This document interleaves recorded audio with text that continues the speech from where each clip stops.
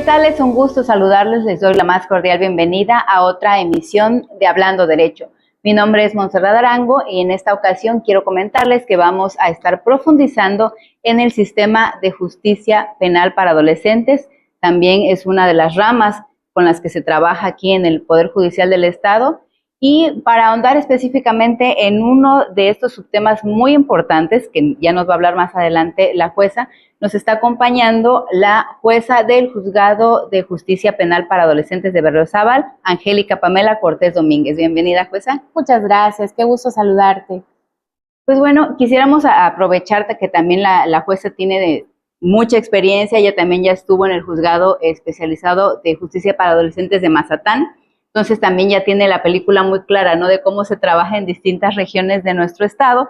Y quisiéramos, jueza, que profundizáramos en este sistema de justicia penal para adolescentes, que sí tiene diferencias con la justicia penal para personas adultas.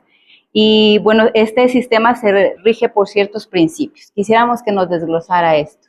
Claro que sí, como bien lo dices, el sistema de adolescentes es totalmente diferente al de adultos. Nuestro sistema se rige por principios como es el interés superior del niño, la celeridad procesal, la justicia restaurativa, la ley más favorable, la medida socioeducativa, ¿verdad? El objetivo socioeducativo de las medidas, así como también en uno de los principios que, tal y como tú lo decías, el principio de protección integral. Y en este aspecto te quiero comentar, en el Juzgado de Justicia para Adolescentes de Berriozábal, Chiapas, acabamos de tener un caso de un adolescente que tiene contacto con la ley, que al momento de hacerle toda esta aplicación de estos principios con los cuales nos regimos, advertimos que no cuenta con un acta de nacimiento. Por lo tanto, se ordena la restitución de derechos con fundamento en el artículo 123 de la Ley General de los Derechos del Niño, girando oficios a la Procuradora del DIF municipal de Malpaso, Chiapas, del lugar donde era el originario, así como también a la oficial del registro civil. Con esta coordinación de estas autoridades y en este principio de protección integral, obtuvimos en menos de 6 días el acta de nacimiento, lo cual le permitió a él contar con una identidad, con un acceso a los servicios públicos, y hoy en día ya cuenta con su cartilla de vacunación que le permite tener garantizado el derecho de la salud. Asimismo, por ejemplo, en Mazatán hemos tenido 2 casos muy importantes del registro de víctimas indirectas. En una de ellas, el adolescente ya había ejercido su derecho de la sexualidad, había tenido una niña y que por el problema que estaba presentando no la podía registrar. Hicimos el mismo proceso de la restitución de derecho, lográndose el registro de esta niña que era víctima indirecta de la situación que estaba pasando su progenitor, evitando con ello que no existiera para las estadísticas del Estado, otorgando una identidad y legalidad a su vida y derecho a los diferentes accesos de salud, educación, alimentación y todo lo que le corresponde. Asimismo, otro adolescente pues también ya había ejercido su derecho de la sexualidad, pero cuando él llegó al juzgado, su esposa estaba cursando un embarazo de 6 meses, entonces hicimos esta restitución de derechos desde darle la protección a la pareja de él, que de igual manera era adolescente, instaurando a la procuradora que realizara los trámites correspondientes para que este embarazo tuviera toda la atención, todo el derecho a la salud garantizado y llegara a un buen término. Así se logró, y después de que se logró el nacimiento del producto, también se le dio su registro, se les ayudó en ese trámite, de tal manera que en estos 2 casos el oficial de registro civil acudió al juzgado y se llevaron ahí estos registros de nacimiento, de que en este caso eran víctimas indirectas. Con esto, Monse, garantizamos el desarrollo, ¿verdad?, integral del adolescente, haciendo que la experiencia de que han vivido en el sistema no corte su futuro, que es uno de los requisitos muy importantes, que las medidas de sanción no afecten más allá en su vida personal y en su desarrollo, ¿no? Entonces, todo el tiempo tomamos en cuenta el derecho a la salud, el derecho a la educación, el desarrollo integral de la personalidad, la identidad, la legalidad que ellos deben de tener. Y que también les va a terminar abonando a su reinserción, ¿no? Así es. Rehabilitación y todo eso. Este sentido de identidad también les va a facilitar pues a lo mejor a la larga conseguir un empleo, desarrollarse de otra forma, ¿no? Sí, es por eso que entre los principios está el principio socioeducativo, reinserción y reintegración a la familia. Claro. Este error que ellos cometen, en lugar de convertirse en algo que les afecte, se trata de que a través de este proceso adquieran herramientas que lo hagan mejor persona de la que llegó o lo que lo llevó a tener contacto con el sistema. Muy bien.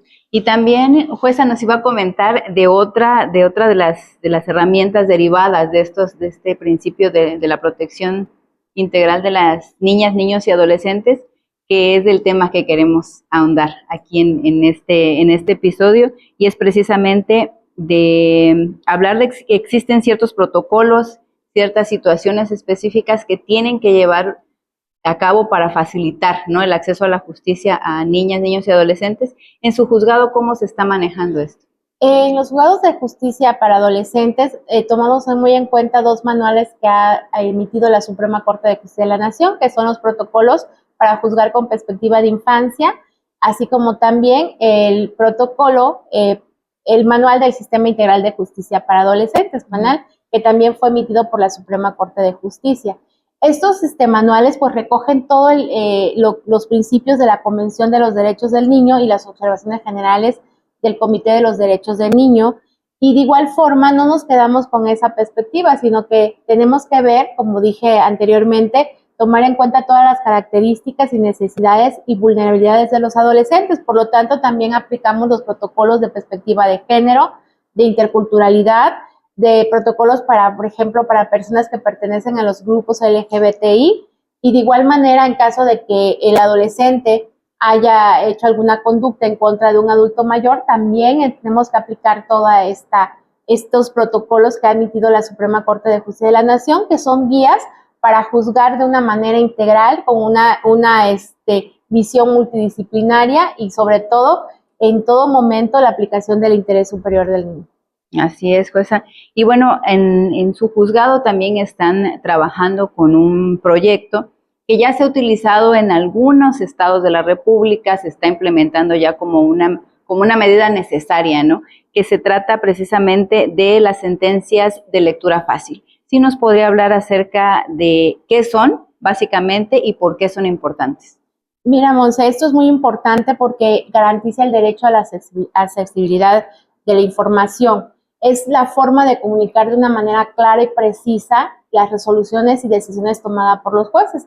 Tanto cualquier, en su momento dado, cualquier situación que afecte los derechos de un niño o niña adolescente, sea mujer o hombre, se les explica a través de este formato, ¿no? Por ejemplo, hacemos estos formatos de lectura cuando emitimos un auto de vinculación a proceso, un auto de libertad, damos las razones por las cuales tomamos esa decisión de una manera clara y sencilla.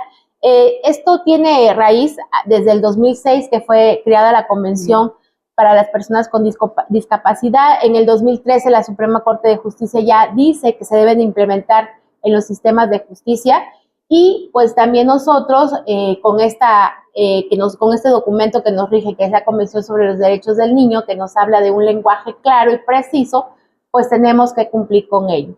¿Qué situaciones específicas? Bueno, nuestros niños, niñas y adolescentes, de acuerdo a las reglas de Brasilia, son personas de vulnerabilidad. Pero las tenemos que aplicar, por ejemplo, en niños, niñas, adolescentes indígenas, lo tenemos que aplicar en las cuestiones, por eso te decía que usamos el protocolo de perspectiva de interculturalidad. En caso de que algún adolescente pertenezca al grupo LGBTI, haya alguna vulnerabilidad, también tenemos que aplicar estos formatos de lectura. O sea, es general, porque son personas que están consideradas pertenecientes a grupos vulnerables. Muy bien. Y bueno, también es destacable el modo en que lo están haciendo, ¿no? Porque también vamos a tener una muestra ahí a cuadro de cómo están manejando estas sentencias, que básicamente son unos trípticos, son unos folletos que vienen con una lectura fácil, muy amigables para que lo vean, porque incluso aunque no sepan leer, pueden tener el acompañamiento de padres, madres, tutores, para que les expliquen con unas figuras también en qué está pasando, ¿no?, con esta sentencia. Sí, deben de ser de manera específica y cada uno de los formatos es adecuado a la persona que va dirigida, ¿no? Tomando en cuenta estas necesidades y vulnerabilidades que vemos. Hoy en día ya tenemos lineamientos por parte de la Suprema Corte de Justicia que deben de ser párrafos cortos, no deben de ser justificados, debemos de usar determinada fuente de letra y de igual manera, por ejemplo, en este caso del tríptico que vamos a usar, se refiere porque la víctima era una niña de 5 años, entonces tiene que ser hasta cierto punto algo que le llamen su atención y que sea fácil para poner su atención. Estos formatos son llegados a las víctimas a través del notificador, también son revisados por la psicóloga escrita para evitar una revictimización o una estigmatización o que usemos un lenguaje no inclusivo. Entonces lo revisa nuestra psicóloga, trabajamos el formato que vamos a presentar, como en este caso, los párrafos son pequeños, concretos, de lenguaje claro, no tecnicismos jurídicos, lo más claro posible, y se solicita que el notificador se asegure que estén cualquiera de los dos progenitores, ya sea la mamá o el papá, para efectos de realizarle la lectura a la niña y se le dé la contención emocional necesaria. Muy bien. Claro, si de por sí para las personas adultas a veces se nos es difícil un poco entender, ¿no?, los términos jurídicos si no estamos empapados en este tema, pues sobre todo a las infancias, ¿no? Va a ser mucho más difícil que entiendan tal vez un término muy técnico, pero si están ahí sus personas queridas, sus personas de apoyo y tienen los dibujos y le da también esa formalidad, ¿no?, de que las autoridades se están preocupando por mí, ¿no? Sí, y sobre todo, por ejemplo, los dos juzgados que existen en Chiapas presentan dos características muy importantes. El de Mazatán, tenemos el contacto con muchos migrantes. Entonces, allá también tenemos que ver estas formas de cómo hacerles llegar la información en caso de que necesitáramos algún traductor o algún cónsul que pudiera apoyarnos en esta elaboración, pues en su momento se puede utilizar. Como en el caso de Berriozábal. Aquí en Berriozábal hay muchos adolescentes, o tanto imputados como víctimas, que tienen lenguas originarias, que pertenecen a etnias.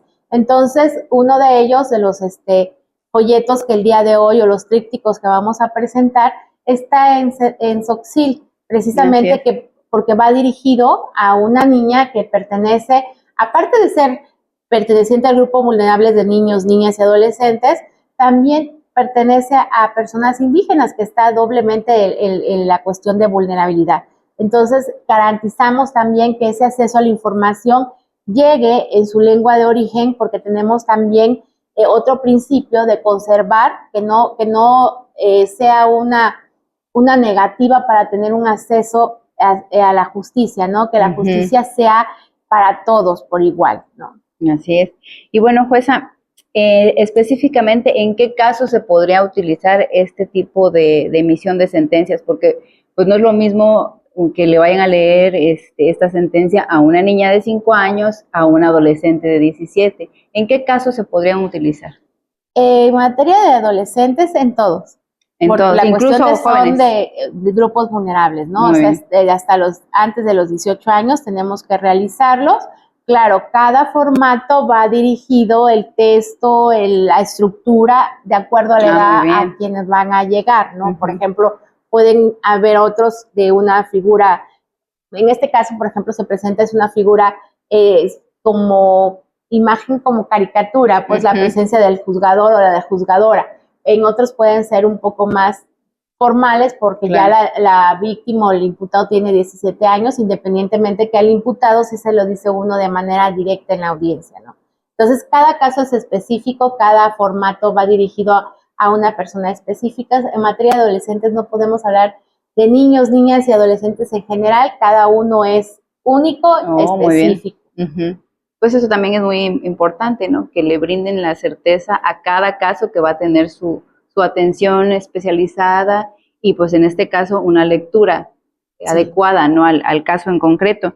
Ya casi para finalizar, jueza, ¿algún mensaje que nos quisiera brindar para las personas usuarias, para sus familiares? Bien, decirles que tengan la certeza que en el sistema de justicia penal para adolescentes se juzga con perspectiva de infancia, con los principios que rigen la Convención sobre los Derechos del Niño, que el personal está capacitado y especializado, porque es otro de los principios que decíamos, que tenemos que estar especializado, y que ellos tengan en cuenta que los errores no solamente son una oportunidad, más que nada es una oportunidad para aprender y que la justicia no solamente es sancionar. En el sistema de adolescentes, la justicia es rehabilitar, reinsertar y socioeducar al adolescente, para que de esta manera este adolescente saque su mejor versión de ellos y que este error pues no sea algo que impida su desarrollo integral, sino que al contrario, obtenga herramientas que le permitan ser una mejor persona de lo que era antes de llegar al sistema. Muy bien. Pues bueno, no queda más que agradecer, jueza, por su tiempo, por toda esta información. Si las personas tuvieran alguna duda, ¿cómo pudieran hacer para aprender más acerca de estas herramientas? En el portal del Poder Judicial del Estado existe un micrositio de niños, niñas y adolescentes en los que están todos los fundamentos, todos estos principios que nos rigen y la forma en que nos elaboramos, así también las leyes que se van a implementar o que se implementan en este sistema. Entonces los invito a acudir al portal del Poder Judicial del Estado, a visitar el micrositio donde hay niños, niñas y adolescentes, en donde encontrarán toda esta información y toda esta fundamentación que rigen a nuestro sistema de justicia para adolescentes. Muy bien, pues muchísimas gracias, jueza, por su tiempo. Muchas gracias a las personas que estuvieron viendo esta transmisión. Les invitamos a que la compartan. También es muy importante que la población usuaria sepa que tiene esta forma de acceder a la justicia también para niñas, niños y adolescentes. La página que nos comentaba la jueza es www.poderjudicialchiapas.gov.mx y ahí van a encontrar en la sección de micrositios precisamente de justicia para adolescentes. Nos despedimos. Muchísimas gracias, jueza. Muchas gracias a ti, Monse. Gracias por invitarme a tu programa. Gracias. Bueno, pues nos vemos en otra emisión más adelante de Hablando Derecho. Se despide Montserrat Arango. Hasta la próxima. Muchas gracias.